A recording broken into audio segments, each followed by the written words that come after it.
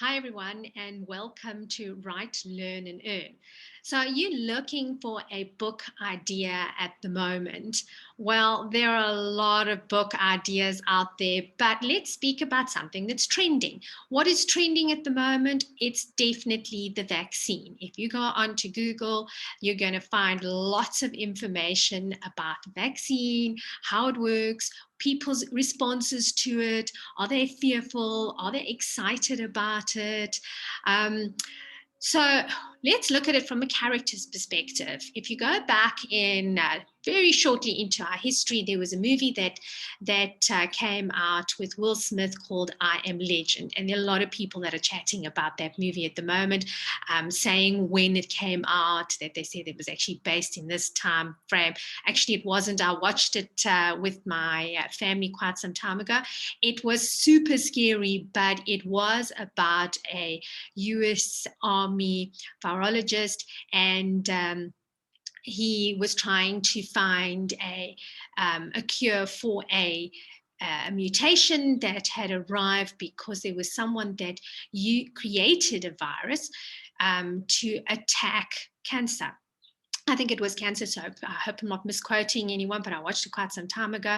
But this doctor had created a virus to be able to attack cancer cells, and people just like really were so fear driven of cancer that they went and they got this virus that was supposed to cure the disease, and it mutated, and basically the world as we know it was just destroyed. And Will Smith happened to be a survivor, and he was working very aggressively at trying to find a cure for it. I think that he had immunity. I can't remember all of the details, but when you're busy writing a book, my suggestion is, and I've got a section about how to develop characters, I suggest you get one of these, a good old notebook, and you start just making a journal of how people are responding to the idea of a vaccine. Go and chat to all of your friends. Don't get into a debate about it. Remember, your exercise is to observe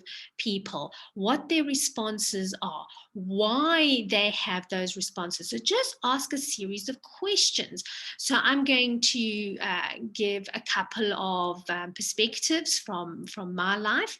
I have got 3 children, and for the greater part, for the first lot of children, I went and I had all of the vaccines done. I was absolutely religious about doing vaccines, and the schools were very strict about the fact that you had to hand over a certificate to say that if your child has had these vaccines, they will be allowed into the school. And then I started noticing that there were some parents that decided, well, they didn't want to do vaccines, and then they would quote the Constitution. There was a constitutional right not to take the vaccine, and that started opening up my mind. I started asking a lot of questions from different people. And then there's some vaccines that sometimes don't take. So when I was pregnant, I found out that I was not immune to measles. And I was either measles or German measles. I can't remember which one it was. And my gynecologist said, well, you can't get vaccinated now because you're pregnant, but before your next pregnancy, I want you to go and get vaccinated because of the potential deformities to a next baby if you don't have the vaccine. So there's a lot of incredibly safe vaccines. But when I had my middle child, I did get her vaccinated, and the vaccine didn't work. And she developed measles. And one of the midwives that I had used, she asked me if she could send one of her grandchildren to come and play with my child, because she wanted her to be exposed so that she could develop natural immunity. So I'm not saying what is right and wrong in this video. What I am saying to you is observe people, ask them questions about why they are making certain decisions, because you need to decide what's going to happen in your character's mind. Why are they making those decisions? Your decisions that your characters make have to be believable. So I know another gentleman who is a paramedic who's from South Africa and he's working in another country. He works 1 month on and 1 month off. So he has the opportunity to come back into the country and he misses his family terribly. He misses his girlfriend. So he has decided he is going to get the vaccine because if he can put down onto his passport that he is vaccinated, he can go back home. So what is his motivator? His motivator is to see the people that he loves. He is a very social person, a little bit introverted, but he still loves people. He loves to spend time with people. So having to be isolated for a really long time is not something that works for him. Then you'll get other people who will say, I don't want to have anything foreign in my body. I don't trust the vaccine. I don't know how it works. Is it going to be something else? Like later on, it might make me sterile, or it might make me barren, or am I going to get some other kind of thing? Because how long has it been tested? So find out why they are making those decisions. And remember, if you did watch my video on the personality types, the sanguine, the choleric, the melancholic, find out how those people would respond to it. So a melancholic person will want to know all of the facts and figures about the vaccine. Has it been tested? How many people has it been tested on? Is it something that, if there are people that have had adverse reactions, what are those adverse reactions? Did they have some kind of underlying condition that made them sensitive to the vaccine? So your melancholic person is going to want to know all that kind of information. If it is maybe a choleric and the person owns a factory and they're like, flip, production has stopped with my company. Let's get everyone onto the vaccine that I can just work. That is a goal-driven person. What is it? What does it mean for them? What is the bottom line? Am I going to open up my factory again? That is how your choleric is going to respond to the vaccine. Okay, then you're going to have your sanguines. The sanguines, they are the party people, the people who are happy. They want to find out what's happening and how's it going to affect their social life. So let's say you've got a sanguine and that person has a book club and they drink more glasses of wine than actually pay attention to the books. But now, because of social distancing, they can't socialize anymore. They can't have that book club. They can't share that bottle of Chardonnay with their best friend and hang on their shoulder and tell their drunken jokes, and they can't do those kinds of things. Would that person want to take the vaccine? Because if that vaccine is a way for them to be able to reintroduce their social life, they're going to want to take it.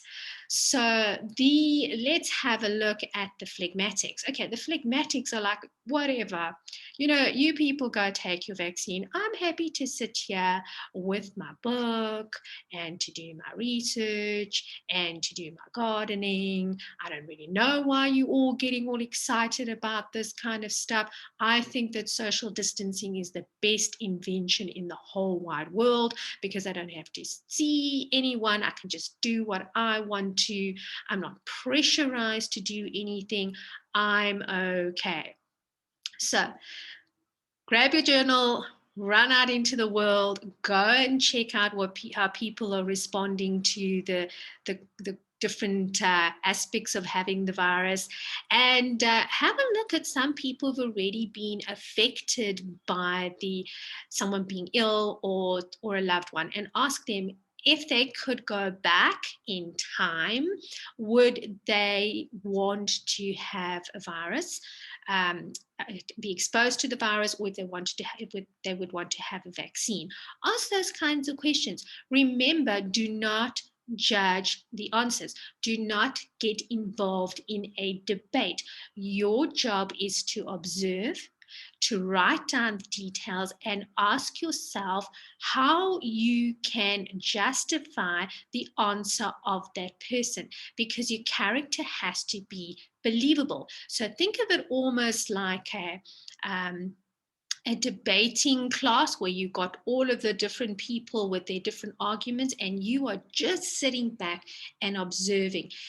When you did debating at school, for those who did do debating at school, each person was given a topic and they would say, you are for the vaccine, you are going to come up with a number of scenarios and arguments, and you are against the vaccine. And what was funny about debating class is that sometimes you would be given a topic that you actually were quite anti. So they would say, okay, in class, you've been complaining a lot about the vaccine, that you don't actually think it's the right thing. So you are going to discuss why you think it's a good thing to have a vaccine. And then the person who'd been the whole time being saying, oh, we really think a vaccine is very important, they would be given the topic to say, you have to say why you don't think it's a good idea to have a vaccine. As an audience, we had to award points on who came up with the most logical, believable arguments. So that is the same when it comes to your character. Your audience are the readers, and they want to say, this makes sense. This person would get the vaccine because the whole argument behind them, their motivating factors, their belief system, whether it's their religious persuasion, or if it is their moral belief, or whatever, that all resonates. And then have a look at conflicts. So I know that there are certain religious groups that will not take vaccines. They will not do blood transfusions. They will not take any external methods to introduce into their body. They will say your mind manages your immune system, and so you have to believe that your belief system is going to override this, and that you will be healthy and that you will not take it. Now, here is the conflict. If that person believes that, they honestly believe that, and they have someone that dies from the virus, how does that conflict play out in their mind? How do they then justify to other people their belief system? And those are the kinds of emotional conflicts that are going to make your characters interesting. So I am not saying that you have to run out and write a book about the pandemic, because there are probably going to be a lot of people that writing books about that. I am suggesting that you take the time to notice how people respond, because that is going to assist you in writing a better quality novel, to writing better quality characters that are believable. So thank you so much for watching.